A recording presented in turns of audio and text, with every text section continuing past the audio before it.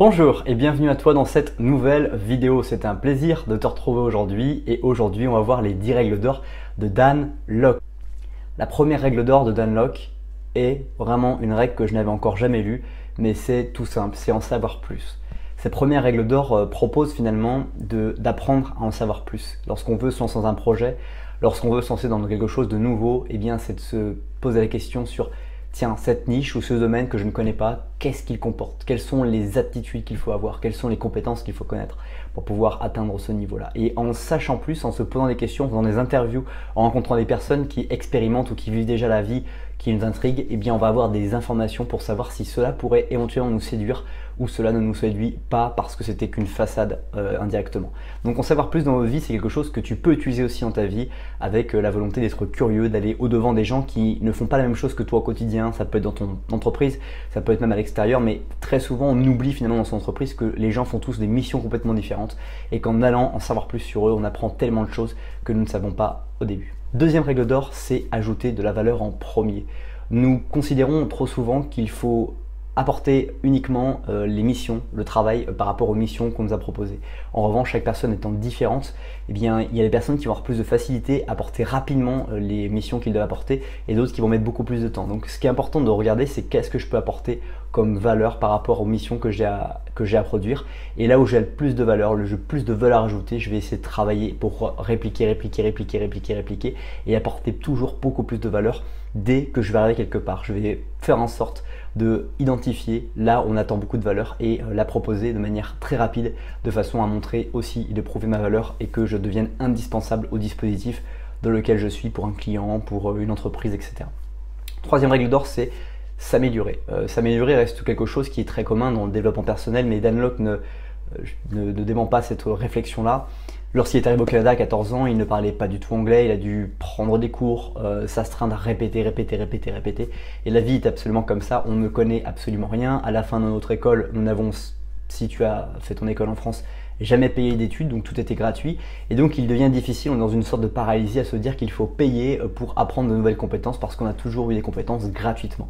En revanche, payer des coachs, investir de l'argent dans des livres ou éventuellement dans la bibliothèque, c'est entièrement gratuit, va te permettre puissamment de t'améliorer, d'apprendre de nouvelles choses sur des domaines qui t'intéressent ou qui t'intéressent moins ou sur lesquels tu veux en savoir plus. Et après de chercher à vouloir améliorer tes capacités, tes connaissances, tes compétences et éventuellement ton savoir-faire et ton savoir-être. Quatrième règle d'or, c'est définir les déclencheurs de richesse. Qu'est-ce que pour toi la richesse dans ta vie? Qu'est-ce qui serait pour toi d'être riche et heureux pour toi? En définissant les facteurs de richesse, le déclencheur de richesse, tu vas pouvoir en fait avoir une vision beaucoup plus précise de comment tu vas t'organiser et de qu'est-ce qui est nécessaire de réaliser pour atteindre le niveau de vie financier dont tu as besoin. Quand on a une vision éventuellement de sa famille, quand on a une vision de ses arrière-enfants, qu'on cherche à se dire comment on va faire vivre des expériences aux humains, aux notre famille, que l'on apprécie, nos amis, etc. On a des déclencheurs de richesse et on se dit qu'est-ce qui va être nécessaire d'obtenir, de faire, ou en tout cas d'avoir pour pouvoir réussir ça. Et où est-ce que j'ai de la valeur pour justement permettre d'atteindre et d'avoir cette richesse. Et tout ça va en fait être un processus très simple, mais ça part encore une fois de la vision de comment j'imagine la richesse de ma vie et qu'est-ce que j'imagine, qu'est-ce qui est pour moi une vie riche et heureuse. Cinquième règle d'or, pardon, c'est trouver des mentors. Ça peut être étroitement lié avec les déclencheurs de richesse. Quelles sont les personnes qui ont déjà ou ont vécu la vie que vous souhaitez entreprendre. Il y a beaucoup d'exemples qu'on peut trouver aujourd'hui à l'ère de l'internet. On trouve beaucoup d'informations sur YouTube. C'est d'ailleurs tout l'objet de cette chaîne YouTube dans laquelle je viens picorer plein d'informations sur différentes personnes plus ou moins connues. Et c'est absolument le cas aussi avec les mentors. Pour la vie personnelle, on peut trouver des gens dans notre quotidien qui ont déjà atteint des résultats. Ça peut être des parents, des grands-parents, ça peut être des amis, des parents d'amis, ça peut être des grands-parents d'amis qui ont atteint ce résultat-là et qui sont absolument disponibles pour vous partager en fait la vision qu'ils ont eue, les décisions qu'ils ont prises pour que vous sachiez aussi par ces introspections, éventuellement quand vous allez rencontrer une décision à prendre, savoir quelles décisions avaient été prises dans le passé qui a amené à des résultats.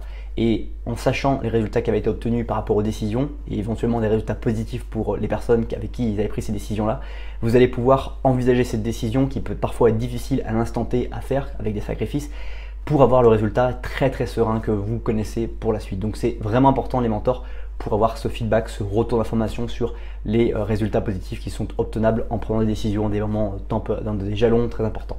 Sixième règle d'or, c'est obtenir de bonnes habitudes. Les bonnes habitudes, les habitudes sont finalement quelque chose qui se met dans un programme moteur automatique finalement, comme le fait de se lever le matin, de se coucher, d'avoir une routine, le midi pour déjeuner par exemple, ou les pauses que l'on va se proposer chaque jour.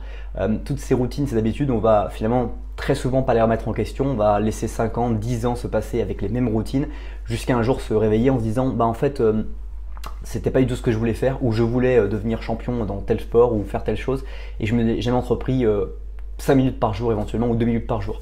La première chose à faire dans nos habitudes, c'est de régulièrement les remettre en question, et dès lors qu'on commence à être avec un état d'esprit, une attitude mentale qui devient un petit peu polarisé négativement, on sent que son positif est en train de s'essouffler, il faut redynamiser ses habitudes, trouver des bonnes habitudes qui vont nous permettre d'être le matin motivé pour se lever, pour aussi profiter avant d'aller au travail, de profiter de plein de choses. On a notamment vu dans l'une des vidéos de la chaîne YouTube The Miracle Morning, ce livre extraordinaire d'Hal Herold, je te mettrai un lien où tu trouveras dans les 7 clés de livre, pour justement dynamiser son matin, ses soirs et avoir une dynamique qui permet de construire l'avenir et construire aussi des rêves que aujourd'hui tu ne penses pas possible, mais en investissant 5 minutes par jour, en 10 semaines tu auras investi 50 minutes et en 100 semaines tu auras fait plus de 500 minutes, ce qui peut te permettre de vraiment progresser de manière extraordinaire, parce que 5 minutes c'est le début et après on devient accro quand on voit qu'on progresse et on augmente son temps sensiblement et c'est plus une contrainte pour nous. Septième règle d'or, ne pas avoir d'attentes irréalistes. Il y a aussi une dimension à prendre en compte de ne pas être dans l'extrême quand on cherche à vouloir atteindre des objectifs extraordinaires, c'est ne pas être surréaliste par rapport à la situation où on se trouve, d'imaginer peut-être qu'on va acheter Mars, ça serait complètement fou, mais d'essayer de considérer qu'est-ce qui est vraiment atteignable et qu'est-ce qui n'est pas atteignable. On parle d'objectifs SMART, tu en as certainement déjà entendu parler, je ne vais pas refaire toutes les laïus de toutes les lettres de ce mot. En revanche, ce qui est intéressant de comprendre, c'est qu'il est important de chercher cet objectif réaliste et comment je peux l'observer, quelles sont les personnes qui ont réussi et d'où elles sont parties pour réussir. Et très souvent, on se rassure parce que beaucoup d'objectifs irréalistes sont finalement réalistes. Donc voilà, mais il faut quand même pas exagérer non plus. Huitième règle d'or, c'est avoir un esprit et un corps sain. C'est quelque chose aussi sur lequel on oublie parfois, qui fait partie des habitudes, bien de consommer de l'alcool, de consommer des aliments qui sont néfastes et qui déclenchent des cancers, des malformations, des mauvaises habitudes ou qui en tout cas dégradent le corps et font que son filtre, parce que le corps est un filtre ni plus ni moins d'air ou d'aliments, va faire que le filtre n'a pas réussi à se régénérer parce que les aliments qui sont ingérés régulièrement ne permettent pas au cycle de pouvoir se nettoyer, d'avoir le temps disponible pour pouvoir se restructurer et remettre le corps dans sa bonne santé. Et donc sur 10, 20, 30, 40, 50 ans, il va se produire des problématiques qui vont être liées justement à tout ça. Donc étudier la nourriture, étudier l'entraînement, étudier le soin et la régénération du corps, et aussi travailler son esprit sur prendre du temps pour soi, s'améliorer, chercher à trouver des astuces pour mieux vivre sa vie, limiter le stress. Toutes ces choses-là sont partie du développement personnel, mais faut-il encore une fois toujours les mettre en pratique et essayer d'améliorer son quotidien.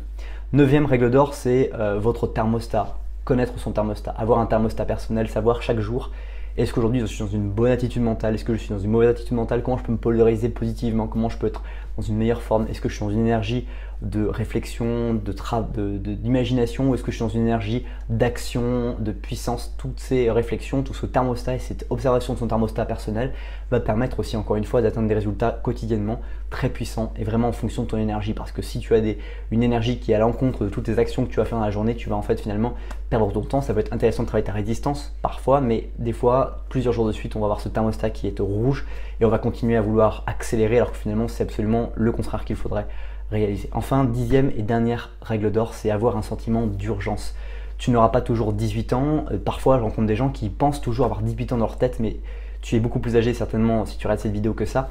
Et donc le temps passe et il faut que tu aies le sentiment d'urgence qu'il faut agir maintenant.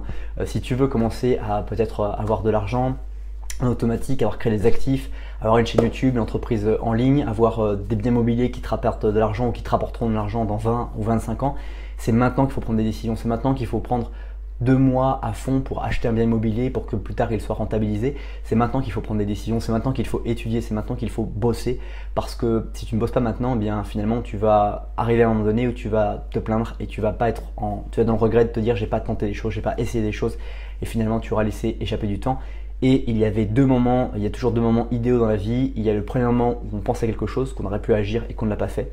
Et le deuxième moment, c'est maintenant quand on prend conscience de qu'est-ce qu'on doit faire vraiment, qu'est-ce qui est important que je fasse en premier et qu'on se met à agir, passer à l'action 5 minutes par jour éventuellement seulement. Mais c'est déjà un bon début.